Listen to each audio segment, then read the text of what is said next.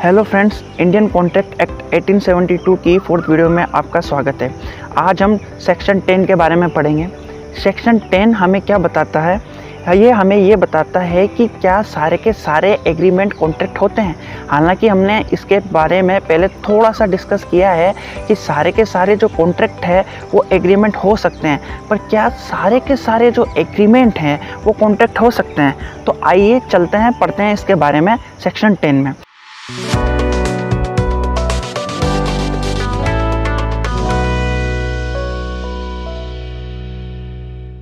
तो सेक्शन 10 हमें ये बताता है कि जब कोई भी एग्रीमेंट बनाए जाते हैं तो ये जो एग्रीमेंट है, अगर पार्टीज अपने फ्री कंसेंट के साथ बनाती है तो पार्टीज कॉम्पिटेंट होती है किसके लिए? लॉफुल कंसिडरेशन के लिए और लॉफुल ऑब्जेक्ट के लिए। जब ये तीनों शर्तें, कौन कौन से शर्तें हैं?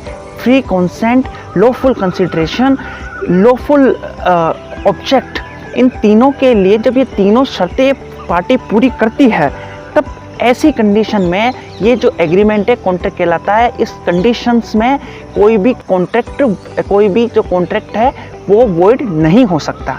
ठीक है फ्रेंड्स, यहाँ पे जो एक एक वर्ड जो मैंने बताया है इन सब का बहुत ही डीप मीनिंग है जिसको हम आगे जाके डिस्कस करेंगे। इवन इंडियन कॉन्ट्रैक्ट एक्ट 1872 के कुछ सेक्शंस तो इन वर्ड्स के ऊपर ही डिस्क्राइब हैं, तो इनको हमें ध्यान से ईयर मार्क करके रखना है। ठीक है, इसके आगे इस सेक्शन 10 में लिखा है कि कोई भी बात जो इस सेक्शन 10 में लिखी हुई है वो भारत में लागू किसी भी कानून के द्वारा अगर कोई भी कॉन्ट्रैक्ट बनाया गया है जिसमें या तो वो कॉन्ट्रैक्ट लिखा गया है या फिर किसी विटनेस की प्रेजेंस में बनाया गया है या फिर किसी भी डॉक्यूमेंट के रजिस्ट्रेशन में बनाया गया है, तो इस टाइप से यह उस कॉन्ट्रैक्ट को कैंसिल नहीं करता है।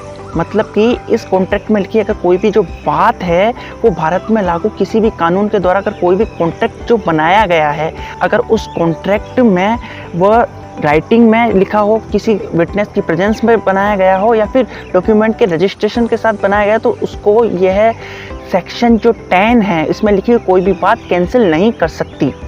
सेक्शन 10 हमें ये बताता है कि जो कोई भी एग्रीमेंट है वो कॉन्ट्रैक्ट हो सकता है अगर वो एग्रीमेंट ये 3-4 बातें पूरी करे। पहला तो फ्री कंसेंट, दूसरा कॉम्पिटेंट, तीसरा है लॉफुल कंसिडरेशन एंड चौथा है लॉफुल ऑब्जेक्ट।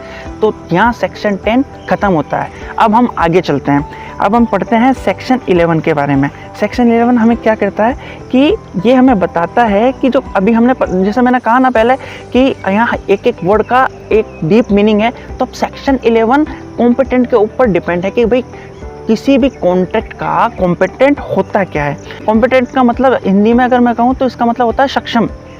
तो कोई भी जो पर्सन है वो कॉन्ट्रैक्ट के लिए सक्षम है अगर वह उस कॉन्ट्रैक्ट की मैक्सिमम एज की जो मेजॉरिटी है किसी भी कॉन्ट्रैक्ट की, अगर उसको वो पूरी करता है। इसके अलावा अगर उसका जो माइंड है वो साउंड माइंड है, मतलब उसके दिमाग में कोई किसी टाइप का कोई प्रेशर या फिर कहा जाए कि कोई भी पागलपन नहीं है, वो एक तरीके से प्रॉपर साउंड माइंड वाला है। तो और इसके अलावा जो तीसरी कंडीशन है वो है कि अगर वह किसी भी कॉन्ट्रैक्ट के लिए भारत में मौजूद किसी भी नियम और कानून के द्वारा डिस्क्वालीफाइड नहीं है।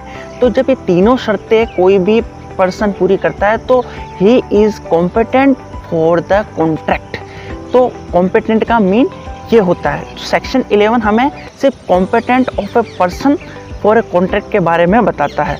ठीक है, तो यहाँ ये सेक्शन 11 भी ख़त्म होता है। फ्रेंड्स, मैंने कहा था कि यहाँ हर ईच एंड एवरी वर्ड अपने आप में एक पूरा सेक्शन लिए बैठा है। तो यहाँ हमने कॉम्पिटेंट समझ लिया कि कॉम्पिटेंट ज़्यादा और कुछ नहीं।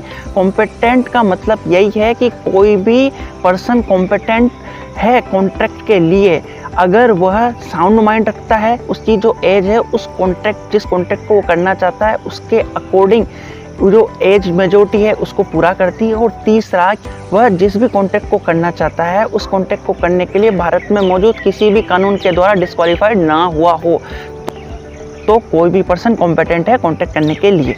यहाँ सेक्शन 11 भी खत्म होता है। अब हम आगे चलते हैं सेक्शन 12 के बारे में। अब हमने सेक्शन 11 में पकड़ा sound mind of a person. तो अब हम समझते हैं कि sound mind of a person क्या होता है। तो सेक्शन 12 हमें साउंड माइंड पढ़ाता है। क्या बताता है? सेक्शन 12 हमें ये बताता है कि कोई भी जो पर्सन है, अगर वह साउंड माइंड है for the purpose of making contract, भाई कॉन्ट्रैक्ट बनाने के पर्पस से, ठीक है, जब वह कॉन्ट्रैक्ट बनाता है उस समय, मतलब जिस टाइम पे कोई भी पर्सन कॉन्ट्रैक्ट बनाने के पर्पस से जब वो कॉन्ट्रैक्ट बनाता है, जब वो साउंड माइंड है, ठीक है, वह साउंड माइंड है मतलब कि वह इतना कैपेबल है कि वह जो कॉन्ट्रैक्ट में लिखी हुई बात है उसको समझ सकता है। इसके अलावा अपना एक रैशनल जजमेंट, मतलब कि उस बात के, उसमें लिखी हुई बातों के बारे में ये जजमेंट ले सके कि कौन सी बात उसके इंटरेस्ट की, उसके हक की है, कौन सी उसके हक की नहीं है। तो ये चीज़ उस sound mind of a person के बारे में डिस्क्राइब करती है कि ये क्वालिटीज़ अगर कोई पर्सन रखता है तो इसका मतलब ये है कि वह साउंड माइंड है, ठीक है। तो ये सेक्शन 12 में क्लियर है। इसमें ये लिखा है कि कोई भी जो पर्सन है जब वो कॉन्ट्रैक्ट बनाता है उस टाइम पे साउंड माइंड होना चाहिए। इसका मतलब कहना क्या चाहता है?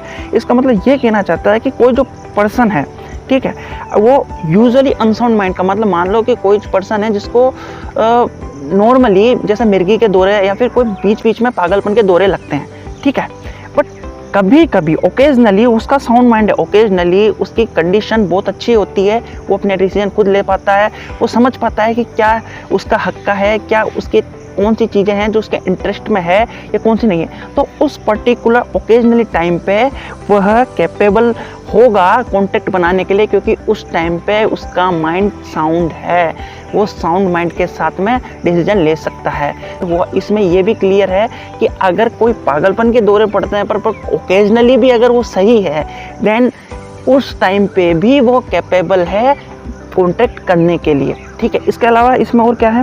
इसके अलावा इसमें यह है कि कोई भी पर्सन है वो हमेशा तो साउंड माइंड के साथ रहता है, पर मान लो कभी कभी उसके साथ में सिचुएशन ऐसी आती है जब उसको पागलपन के दौरे पड़ेंगे, ठीक है, उसका माइंड साउंड माइंड नहीं रहेगा। या फिर जो इसका बेस्ट एग्जांपल ये है कि कोई भी पर्सन नॉर्मली सब कुछ साउंड माइंड के साथ है पर वो किसी नशे में, इस सिचुएशन में भी वह कॉन्टैक्ट करने के लिए कैपेबल तभी होगा जब उसका साउंड माइंड होगा।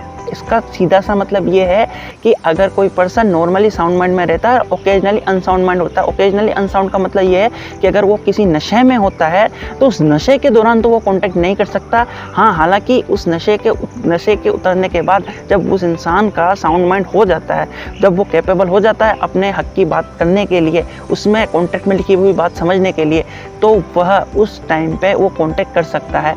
ये सेक्शन 12 में लिखा हुआ है। इसको हम थोड़ा सा और अच्छे से एग्जाम्पल्स के बेसिस पे भी समझ सकते हैं। एग्जाम्पल के बेसिस में हम समझते हैं कि जैसे कि कोई एक पेशेंट है जिसको कि लुनेटिक असाइलम, मतलब लुनेटिक असाइलम पागलपन के दौरे पड़ते हैं, ठीक है, बट वो कभी कभी कुछ इंटरवल्स में, कुछ एक पीरियड में उसका माइंड साउंड हो जाता है, उस टाइम पे वो कैपेबल हो जाता है, तो उस टाइम में भी वह कॉन्टैक्ट कर सकता है। तो दूसरा एग्जाम्पल हम ले सकते हैं कि कोई एक स्वस्थ आदमी है, ठीक है, वो परेशान है, उसका तबीयत ख़राब है, उसने दारू पी रखी है, ठीक है, तो उस कंडीशन में वो बिल्कुल भी कैपेबल नहीं है कि किसी कॉन्ट्रैक्ट में लिखी हुई बात उसके फेवर के लिए है या नहीं है। वो बिल्कुल भी इस काबिल नहीं है कि वह उस चीज़ को समझ पा रहा है कि नहीं समझ पा रहा है। तो इन सिचुएशन में, इस पर्टिकुलर टाइम पीरियड में वह कैपेबल बिल्कुल भी नहीं है और ना ही वो इसके लिए कॉम्पिटेंट है कि वह किसी भी कॉन्ट्रैक्ट को साइन कर सकता है। तो फ्रेंड्स, इतना सा सेक्शन 12 था, ठीक है। अब हम आगे चलते हैं सेक्शन 13। तो सेक्शन जो 10 में हमने बात पढ़ी थी, पहले हमने पढ़ी थी free consent, competent, lawful consideration, lawful object. अभी हमने कॉम्पिटेंट तो सेक्शन 11 में पढ़ लिया है, अभी हम पढ़ेंगे फ्री कंसेंट, ये जो कि सेक्शन 13 में लिखा है। सेक्शन 13 में कंसेंट के बारे में बताया, जो कि मैंने सेक्शन 10 में ऑलरेडी डिस्कस किया था कि किसी भी एग्रीमेंट को कॉन्ट्रैक्ट बनाने के लिए उसके में free consent, competent, lawful consideration and lawful object होना चाहिए। फ्रेंड्स, हालांकि हमने कॉम्पिटेंट सेक्शन 11 में कंप्लीट किया है, अब हम कंसेंट के बारे में समझते हैं कि कंसेंट क्या होता है। तो section 13 of Indian contract act 1872 में हमें यह समझ में आता है तो कोई भी दो या दो से ज़्यादा पार्टीज़ अपना कंसेंट तब देती है जब वो पार्टीज़ किसी सेम चीज़ के लिए, उसके सेम सेंस के लिए एग्री होती है। इसका मतलब ये है, कोई भी एक बात है, कोई भी एक शर्त है, जिस शर्त के ऊपर जब सारी के सारी पार्टीज़ उसके सेम सेंस में उस सेम बात के लिए अपना रजामंदी बताती है, उसके में एग्री होती है, तो यह वह उन दोनों पार्टीज़ या सारी की सारी पार्टीज़ का कंसेंट होता है। यही section 13 of Indian contract act 1872। अब नेक्स्ट जो आता है वो आता है सेक्शन 14। अभी हमने कंसेंट पढ़ा, अब हम पढ़ते हैं फ्री कंसेंट क्या है। किसी भी कॉन्ट्रैक्ट के लिए, किसी भी कॉन्ट्रैक्ट एग्रीमेंट के कॉन्ट्रैक्ट बनने के लिए जो फ्री कंसेंट है वो सेक्शन 14 में डिस्क्राइब है कि कोई भी कंसेंट है वो फ्री कंसेंट कब होता है। जो हमने अभी सेक्शन 13 में जो कंसेंट पढ़ा है वो फ्री कंसेंट कब कहलाएगा, इसका डिस्क्रिप्शन जो कि इसको प्रॉपर से डिस्क्राइब सेक्शन 14 में किया जाता है। ठीक है, हम सेक्शन 14 के बारे में पढ़ते हैं। तो सेक्शन 14 हमें क्या कहता है कि कोई भी कंसेंट फ्री कंसेंट है। मतलब कि अभी हमने समझा, इसका मतलब ये है कि अभी हमने सेक्शन 13 में ये समझा था कि कंसेंट क्या है। कंसेंट वो है कि जब कोई भी दो या दो से ज़्यादा पार्टीज़ किसी भी सेम चीज़ के लिए सेम सेंस में अपना एग्री होती है, ठीक है, तो वो अपना कंसेंट देती है। फ्री कंसेंट क्या होता है कि जब कोई भी जो पार्टीज़ हैं जब वो सेम थिंग के लिए सेम सेंस पे जो अपना एग्रीमेंट, जो अपनी रजामंदी बता रही है, तो जब वो एग्री जब कर रही है ना सेम सेंस में, तो उस जब वो हाँ भरती है, जब वो उसके लिए जब एग्री कर रही है, तो जब एग्री करते हुए उसके ऊपर जो सरकमस्टांस है वो कहीं किसी प्रेशर में, किसी दबाव में या किसी गलत तरीके से तो एग्री नहीं कर रही है, ठीक है, वो किसी भारी किसी दबाव में तो नहीं है। ये सारी चीज़ें फ्री कंसेंट में आती है। मतलब कि वो अब बिना किसी बाहरी दबाव के लिए अपने खुद के ओन डिसीजन के द्वारा जब वह उस किसी भी बात के लिए, किसी भी सेम थिंग के लिए सेम सेंस में एग्री करे, तो वो फ्री कंसेंट कहलाता है। इसको हम लीगली टर्म में कैसे समझेंगे कि कोई भी जो कंसेंट है वह फ्री कंसेंट तब होगा अगर वह इनमें से किसी भी रीजन की वजह से ना हुआ हो। पहला रीज़न क्या कि अगर कोई भी कंसेंट अगर कोर्जन की वजह से हुआ हो, या फिर दूसरा है अनड्यू इन्फ्लुएंस की वजह से हुआ हो, या तीसरा फ्रॉड की वजह से हुआ हो, चौथा मिस रिप्रेजेंटेशन से हुआ हो, पांचवा मिस्टेक। और ये जो मिस्टेक है वो सेक्शन 20, 21 एंड 22 में एलेबरेट है। तो इन 5 कारण की वजह से ये जो 5 रीजन्स है, अगर ये 5 रीजन में से सिंगल रीजन भी अगर अप्लाई हो रहा है कंसेंट के टाइम पे, तो यह कोई भी कंसेंट फ्री कंसेंट नहीं कहलाएगा, ठीक है। तो ये 5 रीजन क्या है ये हम आगे के सेक्शंस में समझेंगे, क्योंकि हर एक रीजन का अपना एक पर्टिकुलर सेक्शन है और जो कि एक बिजनेस बहुत ही अच्छे से डिस्क्राइब करेगा कि कंसेंट फ्री कंसेंट कब हो सकता है, ठीक है। तो हमें सेक्शन 14 हमें वो रीजन ही बताता है कि किन रीजन की वजह से जो कंसेंट है वो फ्री कंसेंट नहीं हो सकता। अगर ये पांचों के पांचों रीजन्स एप्लीकेबल नहीं होते हैं तो इसका मतलब कंसेंट फ्री कंसेंट है, ठीक है। तो इन्हें समझने के लिए हम आगे चलते हैं। अब हम चलते हैं सेक्शन 15 की तरफ। सेक्शन 15 हमें कोर्जन के बारे में समझाता है। कोर्जन क्या है? कोई भी ऐसा काम करना या काम करने की धमकी देना जो भारत के इंडियन पीनल कोड 1860 के सेक्शन 45 में प्रोहिबिटेड है, निषेध है, ठीक है। या फिर उसकी किसी भी प्रॉपर्टी को कब्जा करने की धमकी देना या कब्जा कर लेना, मतलब ऐसी सिचुएशन क्रिएट करना या उसके ऊपर ऐसा दबाव डालना या धमकी देना जिससे कि वह उसके खुद की इच्छा के विरुद्ध जाके किसी भी कॉन्ट्रैक्ट में उतरता है, उस किसी भी कॉन्ट्रैक्ट को साइन करता है। तो ये जो परिस्थिति, ये जो कंडीशंस जो अप्लाई की जाती है उस इंसान के ऊपर, वो कोर्जन कहलाती है, ठीक है। सेक्शन 15 में बताई कोई भी सिचुएशन है जिसकी वजह से पर्सन कॉन्ट्रैक्ट करता है बिकॉज ऑफ कोर्जन की वजह से, तो वह कॉन्ट्रैक्ट वॉइड बन जाता है। फिर वो कॉन्ट्रैक्ट का कोई मतलब नहीं होता है, क्योंकि वह जो कॉन्ट्रैक्ट है वो कोर्जन की वजह से हुआ है।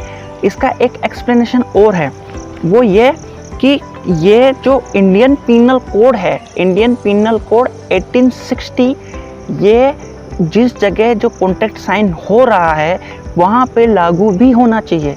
इसका मतलब क्या कहना चाहता हूँ कि कोर्जन में इंडियन पिनल कोड 1860 की सेक्शन 45 के बारे में हम डिस्कस करते हैं, बट ये जो इंडियन पिनल कोड 1860 की सेक्शन 45 जिस जगह कॉन्ट्रैक्ट हो रहा है उस जगह पर वो लागू भी होना चाहिए। अब हम इसको एक बेस्ट एग्जाम्पल से समझते हैं। कोई भी दो पर्सन ए और बी है, दोनों बीच समुद्र में है और इंग्लिश शिप के ऊपर बैठे हुए हैं, ठीक है। वहाँ पर ए कुछ ऐसी एक्टिविटीज़ करता है जो कि इंडियन पिनल कोड 1860 के सेक्शन 45 में मेंशन है और टोटली प्रोहिबिटेड है, और इन एक्टिविटी को करने के बाद में वह बी से कॉन्ट्रैक्ट साइन करा लेता है। जब ये दोनों इंडिया आते हैं तो बी उस कॉन्ट्रैक्ट को तोड़ देता है। इसके अगेंस्ट में ए कोलकाता हाई कोर्ट में जाता है और बी के अगेंस्ट में शू डालता है। अब क्लोज ये आता है कि हम जानते हैं कि ए ने कोर्जन अप्लाई करके बी से कॉन्ट्रैक्ट साइन कराया था, बट यहाँ पे पेच ये फंसता है कि उसने जब ये कोर्जन अप्लाई किया था, जिस जगह पे वो कोर्जन अप्लाई किया था वहाँ पे इंडियन पिनल कोड 1860 लागू ही नहीं होता है। वहाँ पर जहाँ पे ये कोर्जन अप्लाई किया गया था उस जगह इंग्लैंड में कोर्जन एक वैलिड है, लीगल है, तो इस बेसिस पे बी कॉन्ट्रैक्ट को नहीं तोड़ सकता। तो फ्रेंड्स, यहाँ हम समझ पा रहे हैं कि कोर्जन के बेसिस पे कोई भी कॉन्ट्रैक्ट वॉइड हो सकता है, पर शर्त इतनी सी है कि वह जो कोर्जन है ऐसी जगह पे अप्लाई हुआ होना चाहिए जहाँ पे इंडियन पिनल कोड 1860 लागू होता हो। तो फ्रेंड्स, आज की ये वीडियो कैसी लगी? कोई भी सजेशन या डाउट है तो प्लीज़ कमेंट करके बताएं। वीडियो अच्छी लगी है तो लाइक करें, चैनल को सब्सक्राइब करें और इस वीडियोस को, पूरी सीरीज़ को ज़्यादा से ज़्यादा शेयर करें ताकि लोग इसके बारे में अवेयर हो सके। Thank you for watching.